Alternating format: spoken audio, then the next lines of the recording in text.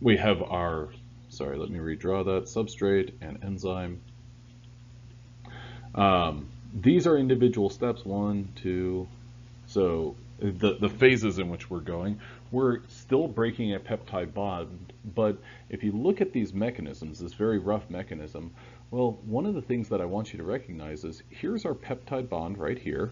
We have this carbonyl oxygen, this hydrogen right here. Okay, so the electrons from this carbonyl oxygen, what they're going to do is they're going to come down and pick up this hydrogen. What's that going to mean? That's going to mean that we basically leave, or we have a negative charge on that hydrogen. We're also going to use water in order to basically help out with the cleavage of that peptide bond. But one thing that I want you to recognize that's a little bit different than our serine proteases is, well, what type of, or actually in these quick pictures, I'm going to call this one A, B, and C. Do you see a link between the amino acids in our enzyme and our substrate? I mean, we see movement of hydrogens. You see that this carbonyl oxygen becomes protonated. We see the electrons that make, or this bond coming down here to pick up this hydrogen right here. But in terms of actually forming a stable interaction or a stable bond between the enzyme and the substrate, like we saw with our serine residue, do you see that here? I personally don't, and that is realistic, you don't. So whenever you're comparing serine and aspartic acid proteases, well, serine is going to serve as a great nucleophile. Aspartic acid is not going to serve as a great nucleophile. Instead, it is great for acid-base catalysis. So when you think about an aspartic protease and acid-base catalysis, one of the things that I want you to think about is that these enzymes are active at an acidic pH. And compare that to a basic pH, well, unlikely, because at an acidic pH, one of these residues is going to be deprotonated. One of them is going to be protonated.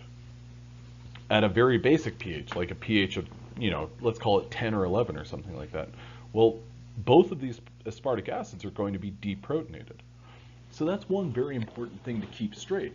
These two residues, or I'm sorry, these two different types of proteases basically have different catalytic mechanisms, which is why it's valuable to learn about both of them. So serine proteases will do covalent catalysis, whereas aspartic proteases will not. Okay. Now, aspartic proteases, from like a functional standpoint, are very important in digestion, so they're found in the gut. One example of an aspartic protease is pepsin, and they're also involved in the regulation of blood pressure. Okay, so one kind of specific protease to talk about is the HIV-1 protease. That's an aspartic protease, so acid-base catalysis. It cleaves the polyprotein products of the HIV-1 genome, producing proteins necessary for viral growth and cellular infection. Okay, so what that means is we have the mRNA that codes for this protein. Now, the HIV-1 protease is going to take that protein and put together all of these other individual proteins. Okay, and so if you look at something like this, the reverse transcriptase, the p32 integrase, these two enzymes are absolutely essential for viral infection. Now, if you think about this in terms of, well, how do you prevent HIV infections? Well, your ultimate goal is to prevent it from integrating into the host genome. So one thing that you could do is you could basically disrupt this integrase. So if you block that, okay, well then it can't get into the host genome. But then you've also got this problem of, well, then there's that DNA out there and it could find some other way. And every inhibitor is not perfect, so that integrase still might have some functionality. So then you're just constantly throwing drugs at it to try to inhibit it. You could also do something that inhibits that reverse transcriptase function. In which case that's going to prevent RNA going back to DNA. Okay, so then if you don't have the DNA, well then that's upstream of the integrase. So if you block that, well then you're going to limit the integration. But then also you could look at it and say, heck, let's target the protease, because if we block the protease, well then we don't have these protein products to even worry about. You don't have those enzymes to worry about. So when it comes to a strategy to prevent a virus from really proliferating and succeeding, well, there's actually multiple kind of strategies that you can take to prevent that viral kind of, proliferation and infection. So when it comes to protease inhibitors, there's lots of different drugs on the market that are used to prevent HIV-1 protease, and the way that these have been designed, so this is just 4 of them, obviously: Envirase, Crixivan, Norver, and Viracept. These are all drugs that they have been designed through structure-based strategies. So basically it was someone solved the crystal structure, someone solved an NMR structure of this HIV-1 protease, and then someone looked at it and they were like, oh, well, there's our structure. Here's, here I'm going to write AS. Here's our active site. Well, I'm going to design something that plugs in right there. There's something that blocks my active site. Maybe that's going to prevent some sort of function. And then someone else was like, well, I don't want to do a competitive inhibitor. Instead, I want to do an uncompetitive inhibitor. And so I'm going to bind elsewhere away from the active site. So understanding what a protein looks like kind of gives you an idea of, well, how can I stop it from working? I think that that's just a underappreciated aspect of structural biology. It's not something where, oh, well, let's just see what it looks like for the heck of seeing what it looks like.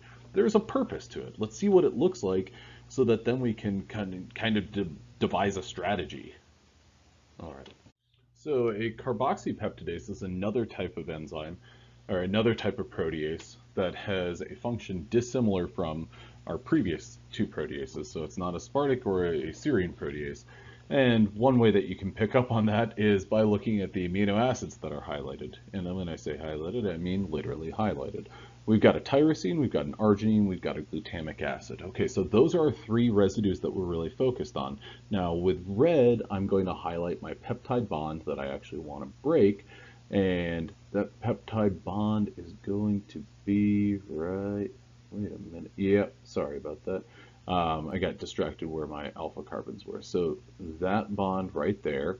So just so I can orient everyone to what we're actually looking at, this residue right here is a part of my substrate, meaning that this right here is an alpha carbon, meaning this is an alpha carbon.